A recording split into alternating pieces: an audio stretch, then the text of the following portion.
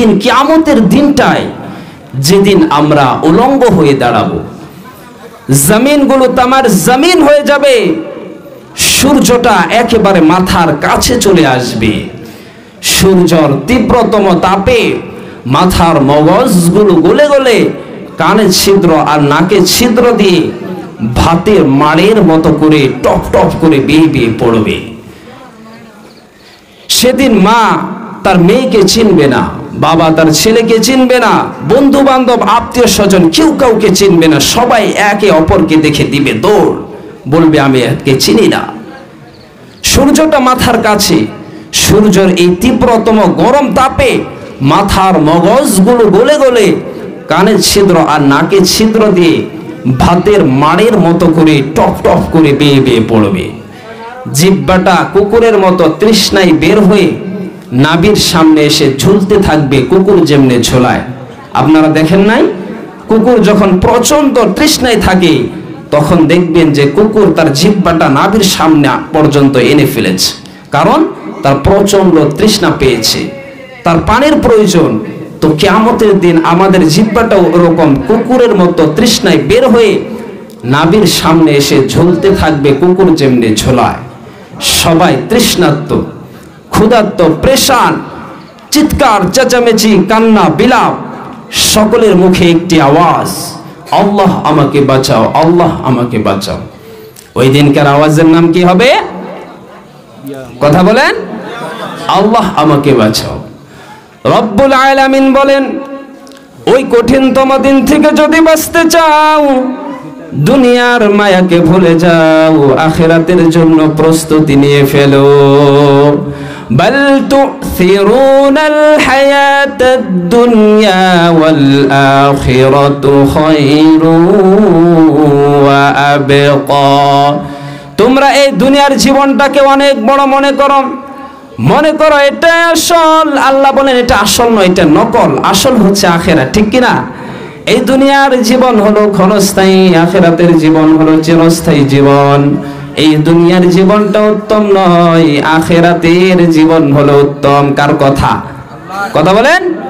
বাল তুসিরুনাল হায়াতাদ দুনিয়া, তোমরা এই দুনিয়ার জীবনকে বড় মনে করো, দুনিয়া দুনিয়া করো।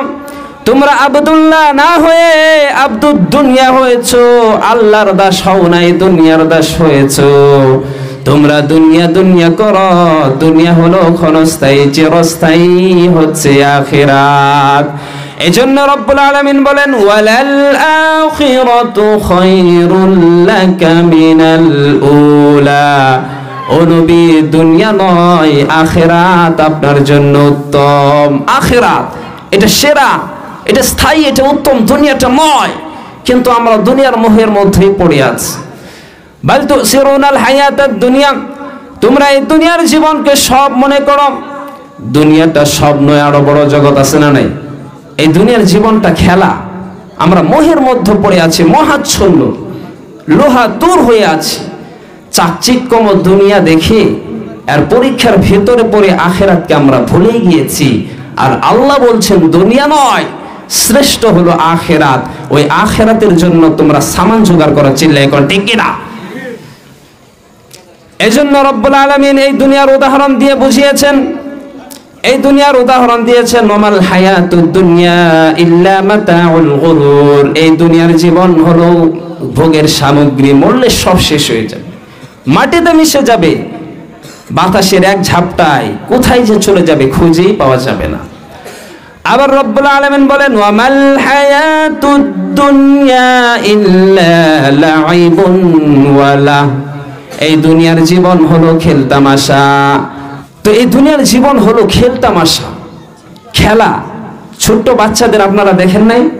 ছোট্ট যখন বাচ্চারা ছোট্ট থাকে তখন দেখবেন বাচ্চারা বিকেলবেলা খেলতে বের হয়ে আসে, কিন্তু রাত্রিবেলা যখন, সন্ধ্যাবেলা যখন বাড়িতে ফিরে তখন দেখবেন তার গায়ে যত ধুলাবালি ছিল সবগুলো ঝেড়ে তারপর মায়ের কোলে চলে আসে। আসে কি আসে না? এই দুনিয়ার জীবনটা রব্বুল আলামিন এরকম উদাহরণ দিয়ে বুঝিয়েছেন যে ওমাল হায়াতুদ দুনিয়া ইল্লা লাইবুন ওয়া লাহু। এই দুনিয়ার জীবন হলো খেলতামাশা, মরলে সব শেষ হয়ে যাবে, মাটিতে মিশে যাবে। আবার রব্বুল আলামিন বলেন, এই দুনিয়ার তৃষ্ণাটা হলো কামা ইন আনজালনাহু ফিস সামা।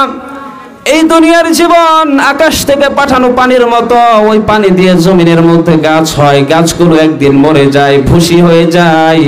বাতাসের এক ঝাপটায় ভুসিগুলো কই যায়, খুঁজে পাওয়া যায় না। এই দুনিয়ার জীবন বাতাসের এক ঝাপটায় কোথায় যে চলে যাবে, হুট করে আমাদের ডাক চলে আসবে, আর আমাদের সমস্ত ভালোবাসা সবকিছু বিসর্জন দিয়ে রব্বুল আলামিনের দরবারে লাভবাইক জানাইতে হবে। সুতরাং এই দুনিয়া নিয়ে এত চিন্তা ভাবনা করে লাভ নেই। এই দুনিয়ার জীবন আপনাদেরকে কয়েকটি উদাহরণ দিলে বুঝতে পারবেন ইনশাআল্লাহ। এই দুনিয়ার জীবন হলো ক্ষণস্থায়ী, আখিরাতের জীবন হলো চিরস্থায়ী জীবন। এই জন্য এই দুনিয়াকে প্রাধান্য না দিয়ে আখিরাতকে প্রাধান্য দিতে হবে। আখিরাতের সামান জোগাড় করতে হবে। কিভাবে আমরা কবরের মধ্যে শান্তি পাবো, কি কাম করলে আমরা কবরের মধ্যে শান্তিতে ঘুমাতে পারবো, রব্বুল আলামিনের ওয়াদা জান্নাত আমরা পেতে পারবো, সেই কাজের জন্য রব্বুল আলামিন আমাদেরকে দুনিয়ার মধ্যে পাঠিয়েছেন। সুতরাং সেটা আমাদের মুখ্য উদ্দেশ্য। এই দুনিয়ার টাকা পয়সা মোহ ভালোবাসা দেখে ওই মুখ্য উদ্দেশ্যকে হারিয়ে ফেলা যাবে না। সুতরাং সব সময় এটা মাথায় রাখতে হবে যে আমাদের টার্গেট হলো জান্নাত। রব্বুল আলামিন যাকে জান্নাত দিয়ে দিবেন সে হবে সর্বপ্রকারের সর্বশ্রেষ্ঠ সফল ব্যক্তি। আমরা জান্নাত চাই কি চাই না? কথা বলেন, জোরে জোরে বলতে হবে আমাদের সাথে কথা। আপনি যদি আমাকে মোটিভেট করেন তাহলে না কিছু কথা আপনাদের সামনে বলতে পারবো। জোরে জোরে বলবেন ইনশাআল্লাহ। তো এটা হলো দুনিয়ার জীবন, এটা ক্ষণস্থায়ী। আখিরাতের জীবন হলো চিরস্থায়ী জীবন। আমি কিছুদিন আগে কলকাতায় গিয়েছিলাম, এক ভাইয়ের সাথে আমার দেখা। সে ভাই দুটো হাত নেই। আমি তাকে অনেকক্ষণ তার সাথে কথাবার্তা বলে জিজ্ঞেস করলাম, ভাই তোমার তো দুটি হাত নেই, তাহলে তোমার অনুভূতিটা একটু যদি আমাকে শোনাতে তাহলে আমি খুবই উপকৃত হতাম। তো সে ভাই বলল, ভাই আমার দুটো হাত নেই, জন্মের পর কিন্তু আমার হাত ছিল, সাডেনলি অ্যাক্সিডেন্টে আমার হাত দুটি চলে গিয়েছে। আমারও আশা জাগে যে আপনাদের মতো একটু ঘুরতে যাব, আপনাদের মতো একটু গাড়ি চালাবো, আপনাদের মতো আমি কাজ করব, কিন্তু আমি তা পারি না। আমার অনেক স্বপ্ন ছিল যে আমার যদি দুটো হাত থাকতো মা বাবার সেবা করতাম, মা বাবার অনেক স্বপ্ন পূরণ করতাম, গ্রামের জন্য অনেক কিছু উপহার দিতাম, কিন্তু আমার হাত দুটো নেই। তারপরে একটি কথা তিনি বললেন যে আমি কখনো জুমার নামাজ কাজা করিনি, আর আমি এমনি নামাজ পড়ার জন্য খুবই চেষ্টা করি। তাহলে তার কত আশা ছিল দুনিয়া নিয়ে, তার স্বপ্ন ছিল সমাজের জন্য অনেক কিছু উপহার দিত, কিন্তু তার দুটো হাত নেই, সব আশা নিরাশ হয়ে গিয়েছে। এই দুনিয়ার জীবনের জন্য আরেকটি উদাহরণ দিলে আপনারা নিশ্চয়ই বুঝতে পারবেন।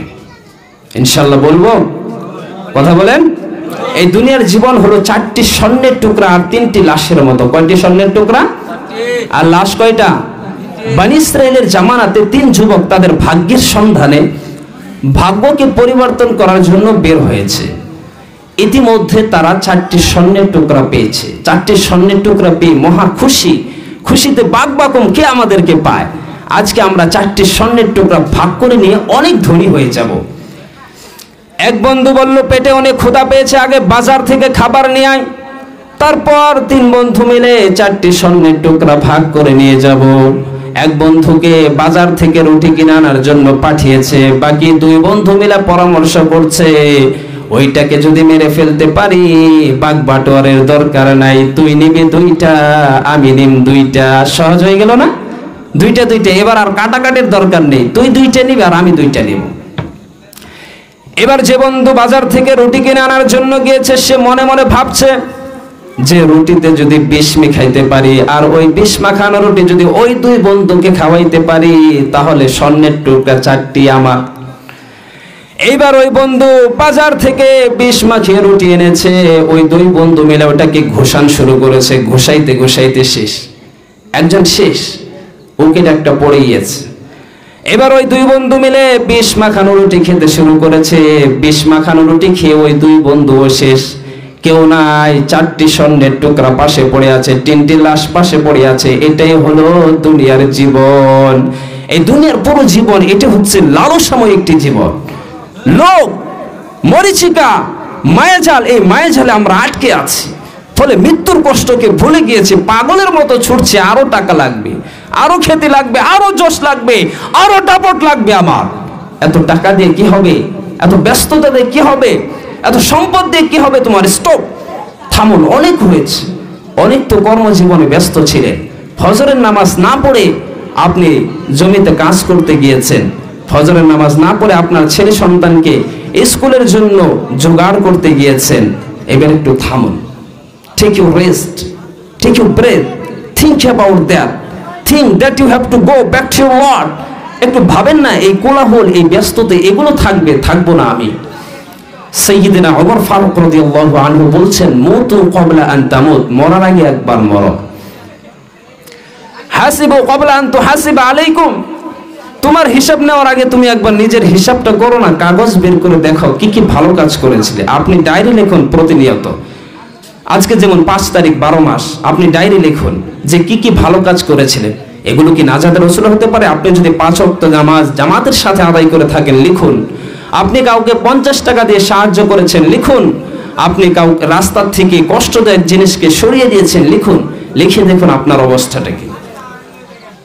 অনুরূপ ভাবে আপনি লিখুন কি কি খারাপ কাজ করেছিলেন। কাউকে গালি দিয়েছেন লিখুন, কাউকে কষ্ট দিয়েছেন, কারো জমি অন্যায়ভাবে হড়প করেছেন, আপনি নাশাগ্রস্ত ভাবে রাস্তা দিয়ে চলাফেরা করেছেন, অন্য মেয়ের দিকে তাকিয়েছেন লিখুন। লিখে দেখুন আপনার অবস্থাটা কি। মরার আগে একবার মরণ, মরার আগে খাটের মধ্যে শুয়ে সুটান করে চোখ বন্ধ করে একবার মরার ভান করে দেখেন কেমন লাগে। চোখটা বন্ধ করেন আর ভাবেন আপনি দুনিয়ায় নাই, কি কি হাদ হতে পারে। আপনার ছেলে মেয়েরা কান্না ঝরে দেবে, আপনার প্রাণের স্ত্রী বিলাপ শুরু করে দেবে, বন্ধু বান্ধবের চিৎকার আর মাতম, স্থানীয় এলাকার মসজিদে ঘোষণা, অমুক এলাকার নিবাসী, অমুকের ছেলে, অমুকের ভাই, অমুক আর এই দুনিয়ায় নাই।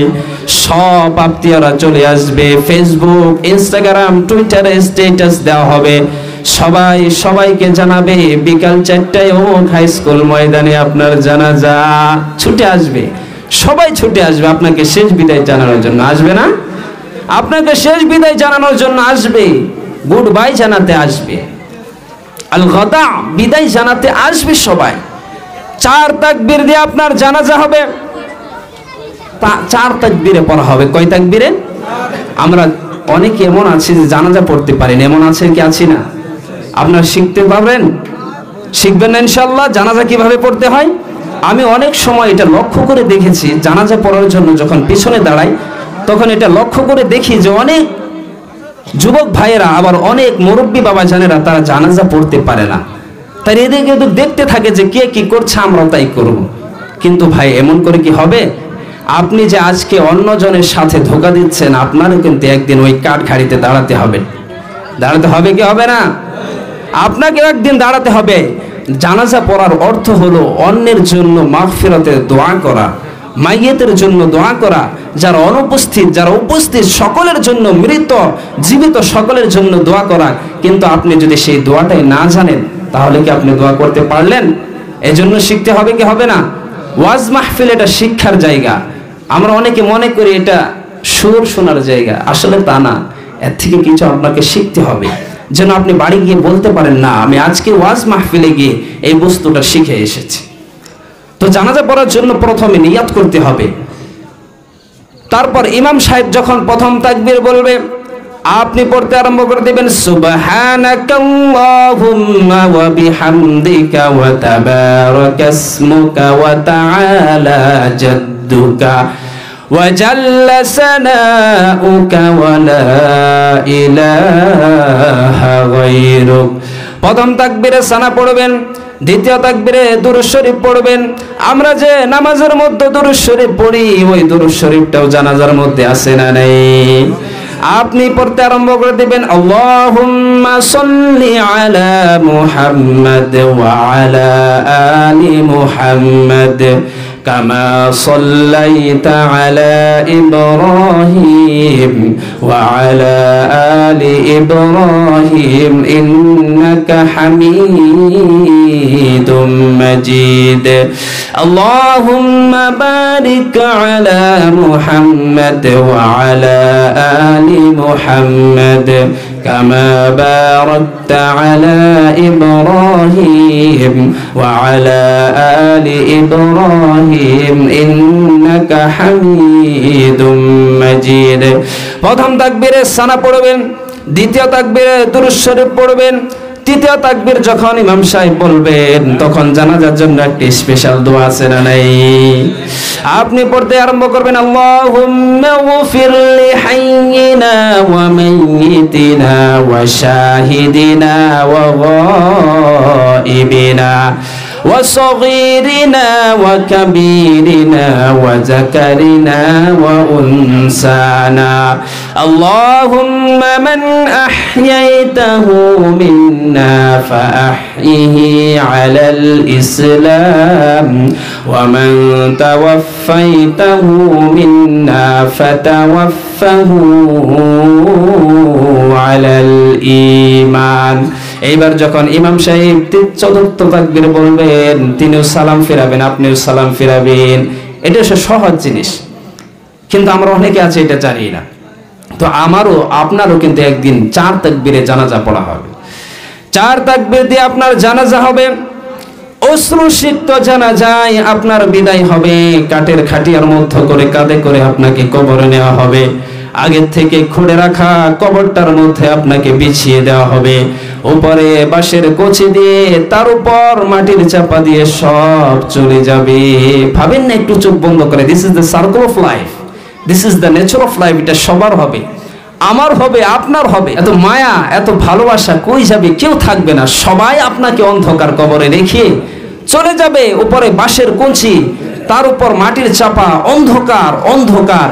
এই অন্ধকার যেন শেষ হতে চায় না, শুধুই অন্ধকার, ঠিক কিনা? এই জন্য আমাদের চলে যেতে হবে। দাদা গেল, মামা গেল, চাচা গেল, আমাদেরকেও চলে যেতে হবে। জোরে বলেন ঠিক কিনা? একদিন মাটির ভিতরে হবে ঘর রে মন আমার, কেন বাঁধো দালান ঘর? প্রাণ পাখি উড়ে যাবে পিঞ্জর ছেড়ে,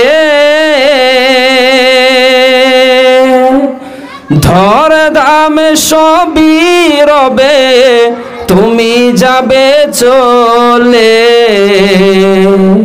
প্রাণ পাখি উড়ে যাবে পিঞ্জর ছেড়ে,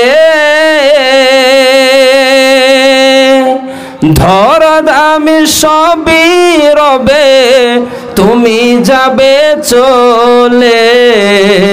বন্ধু বান্ধব যত, মাতা পিতা তারা শত, বন্ধু বান্ধব যত, মাতা পিতা তারা শত, সকলে হবে তোমার পর রে মন আমার, কেন বাঁধো দালান ঘর? একদিন মাটির ভিতরে হবে ঘর রে মন আমার, কেন বাঁধো দালান ঘর? ঠিক কিনা? আমাদেরকে চলে যেতে হবে। এই জন্য বিশ্বনবী সাল্লাল্লাহু আলাইহি ওয়াসাল্লাম বলেছেন, নাহাইতুহুম মিন জিয়ারাতিল কুবুর, আমি তোমাদেরকে কবর জিয়ারত করতে আগে নিষেধ করতাম, কিন্তু এখন নিষেধাজ্ঞা প্রত্যাহার করে নিলাম। এখন তোমরা সব সময় কবরে যাবা আর কবরে জিয়ারত করবা। এজন্য মাঝে মধ্যে কবরে যাবেন, কবরে গিয়ে চিন্তা করবেন যে এই জায়গায় আমাকেও আসতে হবে। দিন যাবে, শীত আসবে, রাত আসবে, কেউ আপনাকে দেখতে আসবে না। ওই অন্ধকার কবরে যেতে হবে। ওই অন্ধকার কবরে যাইতে চাইলে ওই অন্ধকার কবরের জন্য সামান জোগাড় করার দরকার আছে না নাই? কথা বলেন তো। আমরা একদিন মরে যাব।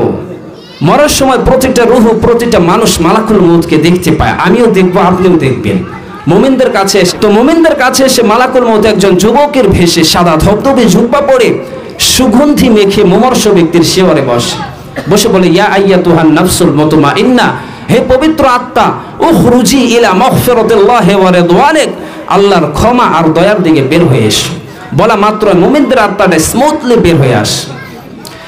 কাফন বিন আকফানিল জান্নাহ, হানুত বিন হানুতিল জান্নাহ, জান্নাত থেকে আনা সুগন্ধি কাফনের মধ্যে পেঁচিয়ে তিনি রূহটাকে নিয়ে ইল্লিনে চলে যান। সরাসরি দেখে মালাকুল মউতকে। আর যারা ইসলাম বিরোধী, কোরআন বিরোধী, তাদের সামনে এসে মালাকুল মউত ত্রাস সৃষ্টি করে আগে ধমক। হাইওয়েতে মাঝে মধ্যে ডাকাতি হয় না, আপনারা দেখেছেন না? এই রাস্তাঘাটে কিন্তু আগে অনেক ডাকাতি হতো। তো বাসগুলোর মধ্যে যখন ডাকাতি হয়, বাসে থাকে 50 জন আর ডাকাত ঢোকে 4-5 জন। ওই 5 জনের ভয়ে সবগুলো পেশাব করে ফেলে। কারণ এসেই ত্রাস সৃষ্টি করে, আগে এসে চাইনিজ কোরাল দিয়ে কুবিয়ে দেয় ৫-৬ জনে, তো রক্ত দেখে যে যা কিছু দেওয়ার সব কিছু আগে রেডি করে রাখে। মালাকুল মউত এসে কাফের, নাস্তিক, মুশরিক এদের সামনে একটা ত্রাস সৃষ্টি করবে, ভয়ে লোকটা কাঁপতে থাকবে, ওর সাথে ভদ্র ভাষায় কথা বলবে না, সুন্দর জামা পরে আসে না, কালো কুচকুচে চেহারা, ভয়ঙ্কর একটি রূপ নিয়ে, আকৃতি নিয়ে ইসলাম বিরোধীদের মাথার সামনে বসে দুর্গন্ধযুক্ত চেহারা আর দেহ নিয়ে ধমক দিয়ে বলে, ও পাপাত্তা ইয়া আইয়াতুহান নাফসুল খাবিসু খুরুজি ইলা গযবিল্লাহ, ও পাপাত্তা আল্লাহর রাগ, ক্রোধ আর গজবের দিকে বের হয়ে আয়। মুমিনদের আত্মা যেমনি বলার সাথে সাথে মুমিনদের দেহ থেকে বের হয়ে জান্নাতি কাফনের মধ্যে ঢুকে যায়, কাফেরদের আত্মাও কি এরকম তাড়াতাড়ি বেরোতে চায় নাকি? কথা বলেন। কাফেরদের আত্মা এরকম তাড়াতাড়ি বেরোতে চায় না। কাফেরদের আত্মা একবার ডানে দৌড়, বামে দৌড়, সামনে দৌড়, পিছনে দৌড়। এবার মালাকুল মউত আরো হিংস্র হয়ে যায়। মালাকুল মউতটাকে টেনে হিচড়ে একটা জীবিত ছাগলকে যাবেহ না করে তার চামড়া উল্টো দিকে টেনে হিচড়ে বের করলে ছাগলটা যত কষ্ট পায় তার থেকে কমসে কম ৭০ গুণ বেশি কষ্ট দিয়ে কাফির, নাস্তিক আর গাদ্দারদের রূহ কবজ করা হয়। এই জন্য সব সময় দোয়া করবেন, আল্লাহ তুমি আমাদেরকে এমন পরিস্থিতির থেকে বাঁচাও। পড়েন আমিন।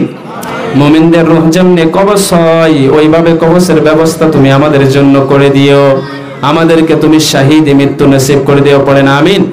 আমাকে শহীদ করে সেই মিছিলে শামিল করে নিও, যেই মিছিলের নেতা মীর হামজা,